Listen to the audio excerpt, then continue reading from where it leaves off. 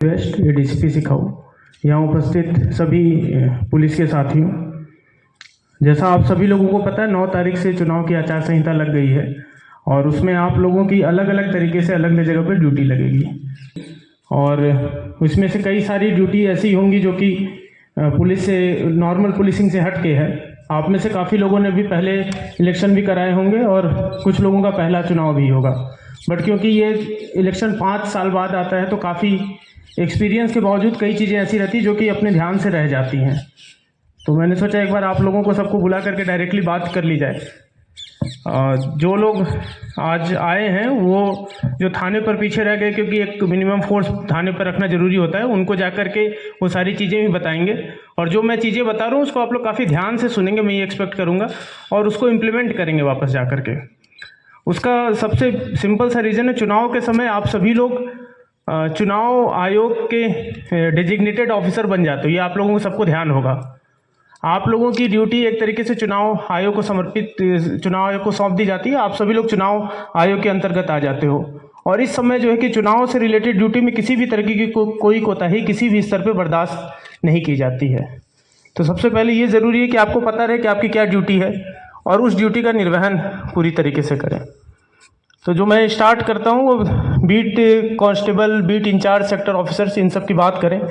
तो सबसे पहले आप अपने एरिया में बीएलओ के साथ जा कर के, वैसे तो बूथ का भ्रमण लगभग सभी लोगों ने कर लिया होगा, बट जो आपके एरिया का बीएलओ है उसके साथ जा कर के बूथ का भ्रमण करें। वहाँ पर देखें कि जो बूथ कितने बूथ हैं आपके पोलिंग स्टेशन पे, उस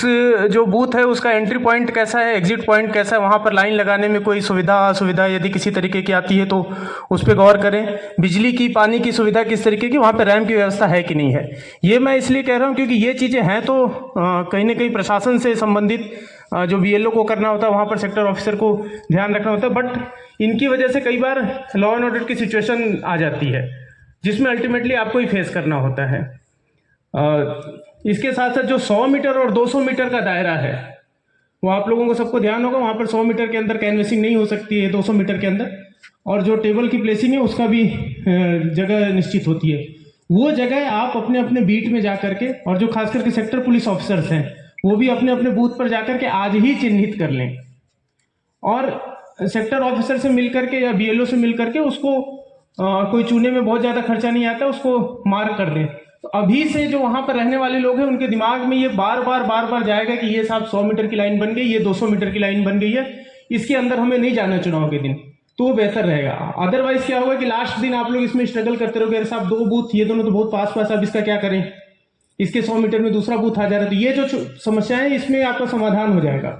कल फिर या तो कोई कहेगा साहब आप 200 मीटर कर दे रहे हो तो हमारा तो रास्ता उधर से घूम करके आना पड़ रहा है, डायरेक्ट हम आ नहीं पा रहे हैं। तो जब आप पहला ये एक्सरसाइज करोगे तो आपको जो प्रैक्टिकल प्रॉब्लम्स है ग्राउंड पे वो समझ में आएंगी और उसका समाधान भी आप लोगों को पर्याप्त समय मिलेगा समाधान करने में भी। और सबसे इम्पोर्टेंट चीज़ है, सबके जो दिमाग में वो घुस जाएगी कि भाई ये 100 मीटर 200 मीटर कोई चीज़ होती है जिसको लेकर के अभी से पुलिस बहुत ज़्यादा सख्त है,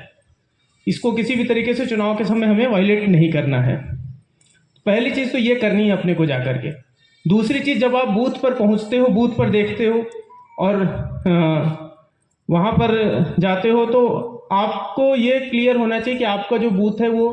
S1 में आ रहा है, S2 में आ रहा है, S3 में आ रहा है, S4 में आ रहा है। क्रिटिकल मैपिंग की जो सिचुएशन है उसकी आपके पास लिस्ट होनी चाहिए, आपको पता होना चाहिए, आपको बिल्कुल स्पष्ट होना चाहिए कि साहब ये हमारा जो बूथ है ये तो वनरेबल है, ये तो S3 वाला है, ये S2 वाला है, ये S4 वाला है। ऐसा नहीं हो कि बीट कांस्टेबल है वहाँ का या सेक्टर पुलिस ऑफिसर है, उसको पता ही नहीं कि उसके एरिया में कौन सा बूथ किस क्रिटिकलिटी में आ रहा है। जब आप ये पता कर लोगे S1 है, S2 है, S3, S4 है, तो आपको उसी समय अपने आप पता चल जाएगा इसका कारण क्या है। कारण पता चलते ही एक तो दूसरे जो बूथ हैं उसमें भी आपको ये एक्सरसाइज कंटिन्यूस करनी है, क्योंकि S1, S2, S3, S4 ये चीज़ें ऐसी होती है, खास करके S1 और S3 जो पुलिस से संबंधित होती है वो बहुत ही, मतलब आप लास्ट दिन तक उसमें ऐड या जोड़ या घटाना कर सकते हो। S1 मेरे ख्याल से आप लोगों में से जिसको पता है वो अच्छी बात है, बट मैं आपको बता दूं ऐसा पोलिंग स्टेशन जो कि ऐसे एरिया में पड़ता है जिसमें भयग्रस्त मतदाता हो। इसका मतलब है कि जिसको लोग किसी तरीके से विन ओवर कर सके, किसी तरीके से डरा धमका सके, किसी तरीके से ये कोशिश करें कि वो मतदान के दिन या तो मतदान करने नहीं आए, या मतदान करने आए तो किसी एक ही पर्टिकुलर कैंडिडेट को मतदान करने आए, और उस भयग्रस्त मतदाता को कोई इंटिमिडेट करने वाला इंटिमिडेटर हो। इस तरीके के आज की डेट में S1 कैटेगरी में 4 पोलिंग स्टेशन एरिया चुने गए हैं। बट आप लोग जब एनालिसिस करोगे तो आप लोग ये देखोगे क्या आपके पोलिंग स्टेशन एरिया में ऐसी संभावना है क्या। कोई जाकर के पब्लिक से मिलते हो तो पब्लिक कोई बताती है कि साहब चुनाव वाले दिन तो फलाना लोग गाड़ी लगा करके यहाँ पर खड़े हो जाते हैं और देखते कौन कौन जा रहा है, और ये मना कर देते इस गांव से कोई वोट देने नहीं जाएगा। इस तरीके की शिकायतें अगर आती है तो सबसे पहले अपने दिमाग में जानना चाहिए कि ये वल्नरेबिलिटी मैपिंग की चीज हो सकती है। आप इस कुछ आपके एरिया में रहने वाले हार्डकोर क्रिमिनल, एचएस और हैबिचुअल ऑफेंडर, इनके बारे में आपके पास रिटर्न में जानकारी हर समय रहनी चाहिए, इनके मोबाइल नंबर रहने चाहिए, इनके नजर रखने की जरूरत है। और आपको जब भी रास्ते की जरूरत पड़े या अपने एसएचओ से संपर्क करें, एसएचओ की भी जिम्मेदारी कि इनकी लोकेशन लगातार ट्रेस करें, समय चलकर इनके घर पर रेड दें, पता करें कि किस गतिविधि में लिखना है। ऐसा नहीं होना चाहिए कि कोई हार्डकोर क्रिमिनल है, हम जान रहे हैं कि व्यक्ति हार्डकोर में भी सिलेक्ट कर रखा है, इंस्टीट्यूट में भी सिलेक्ट कर रखा है, और तीसरे चौथे दिन कहीं किसी दूसरी जगह पर कोई एनडीपीएस एक्ट में गिरफ्तार होता है या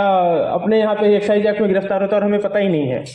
पिछली बार कब गए चेक करने, पता पूछे तो पता चला साहब 15 दिन पहले जो अभियान चला तो उस समय चेक किए। जो लोग हार्डकोर हिस्ट्री सीटर में बिल्कुल नामजद हैं उन पे गतिविधि का नजर रखना ये पूरी तरीके से जो beat constable, beat incharge, sector officer की जिम्मेदारी है। बिल्कुल नजदीकी रूप से उन पे नजर रखेंगे।